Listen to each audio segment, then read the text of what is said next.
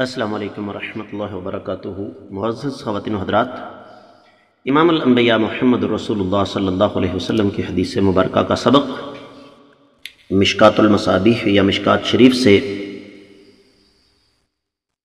زکوٰۃ کے مسائل باب ہے صدقے کی فضیلت، اور 1941ویں حدیث کتاب میں 39ویں حدیث باب میں عن ابی ذر قال قال رسول اللہ صلی اللہ علیہ وسلم ما من عبد مسلم ينفق من كل مال له زوجين في سبيل الله إلا استقبلته حجبة الجنة كلهم يدعوه إلى ما عنده قلت وكيف ذلك قال إن كانت إبلا فبعيرين وإن كانت بقرة فبقرتين رواه النسائي۔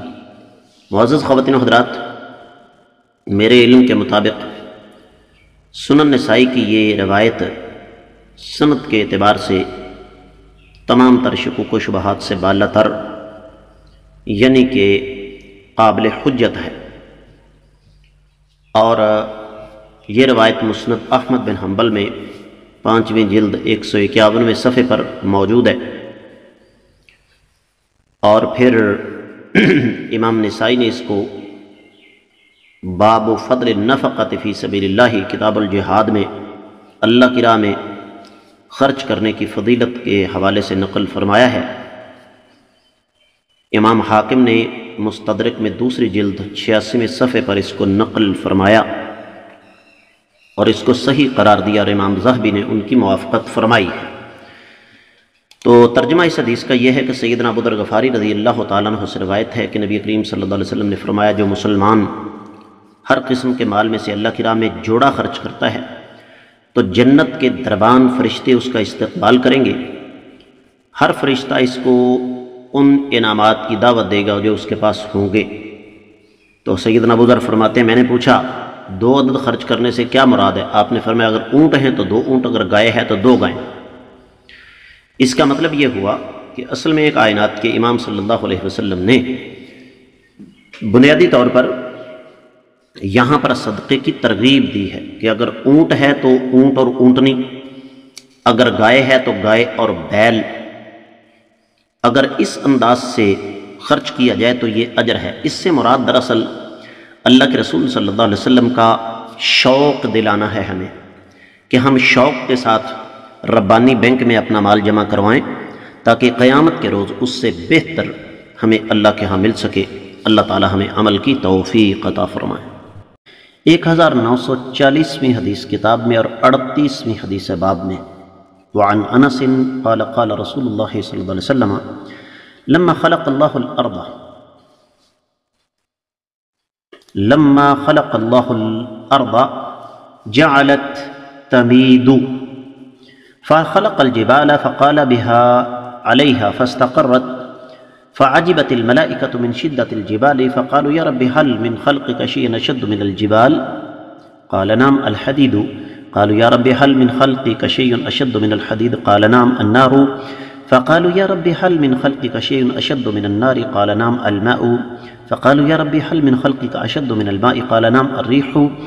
قالوا يا رب هل من خلقك شيء أشد من الريح؟ قال نعم ابن آدم تصدق صدقة بيمينه يخفيها من شماله. رواه الترمذي وقال هذا حديث غريب. وذكر حديث معاذ الصدقة تطفئ الخطيئة في كتاب الإيمان۔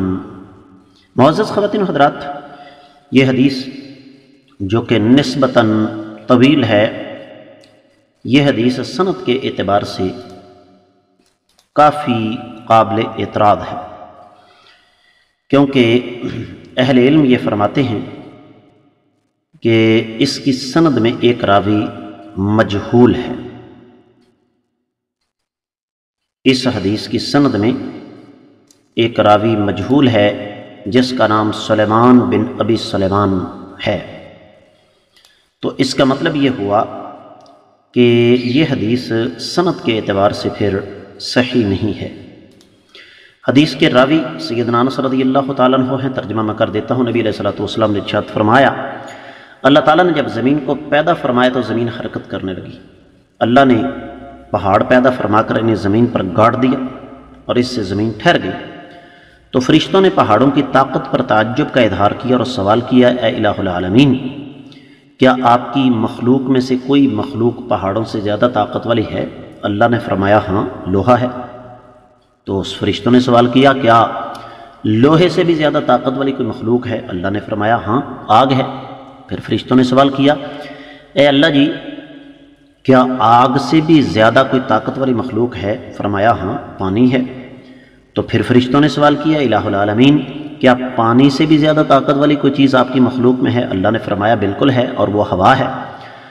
تو فرشتوں نے پھر سوال کیا، اے الہ العالمین، آپ کی مخلوق میں سے کوئی چیز ہوا سے بھی زیادہ طاقت والی ہے؟